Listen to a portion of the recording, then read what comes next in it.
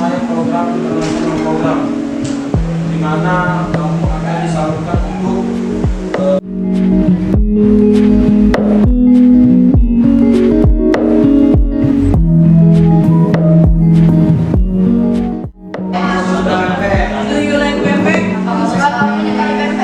sebagai verb karena depannya do, ini verb satu.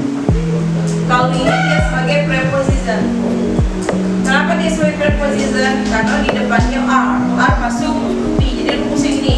Jadi like itu ada dua arti, bisa seperti, bisa suka. Kapan dia seperti? Kalau ada to be-nya. Misalnya ini, kita bedain I like pepek.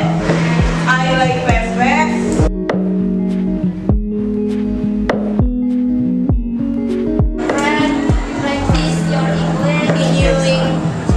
Abroad?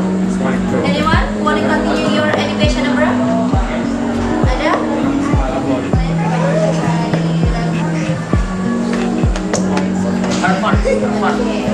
Nah, so if you want to continue your study, your education abroad, you must prepare, ya.